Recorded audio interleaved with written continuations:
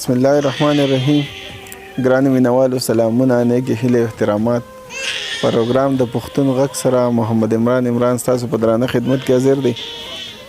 مینوالو راغلی یم بیا یوې کوډلې ته، ځکه چې کور خو ته نشي ویلی، ځکه چې کور داسې چې هغې کې لږې کوټې غټي بار پکې انګڼي او دغه چې دی دغه کوډله د وړې وړې کوټې دي دننه د سړي پکې ساه بندېږي. والله ما خو چې ورته وکتل ساه ډوبې را باندې راغی او د داسې خوراکۍ کوډله ده چې خاوند په دې دنیا کې نشته، وفات شوی دی او سره د دغې بچو هغه په دې کوډله کې ژوند کوي.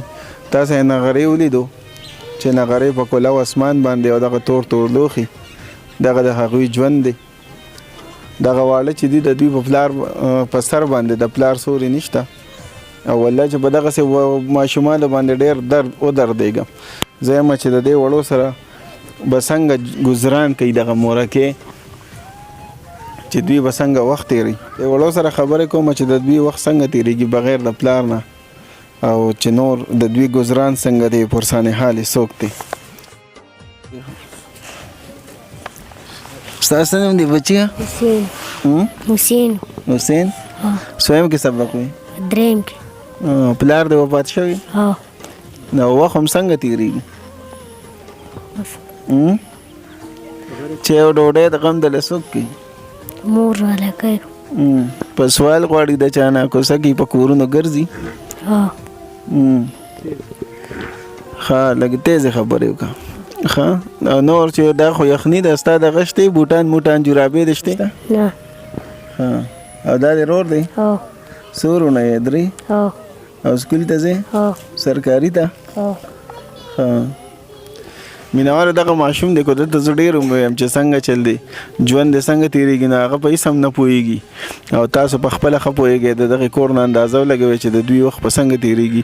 دغه خوراکۍ په دغه روجې په میاشت کې ګرځي او دغه خیراتونه او زکاتونه راټولوي او د خپلو بچو وخت پې تېروي.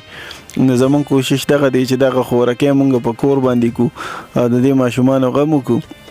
د دوی د خرسکو مسله ډېره اوږده ده. ما د ګاونډیانو نه تپوس وکړو، مسله یې ډېره ګرانه ده، وخت یې ډېر په سخته باندې تېرېږي.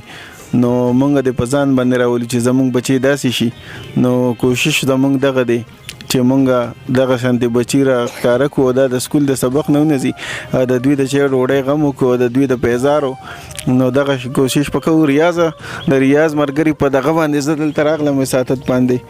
ریاضه د دوی وخت څنګه تېرېږي؟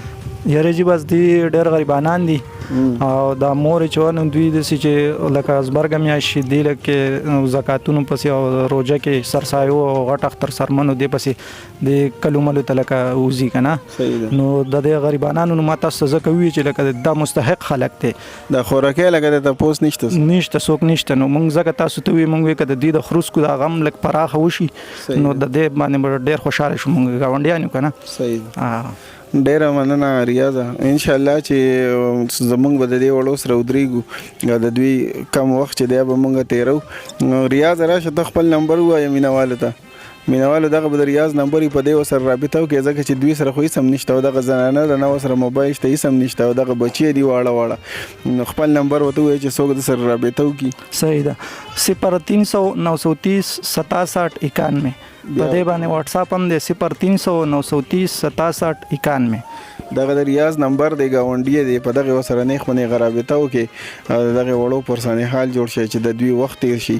او بس زمونږ به دغه دعاګانې کوو چې یتیم بچي الله دې څوک بې پلاره کوي نه.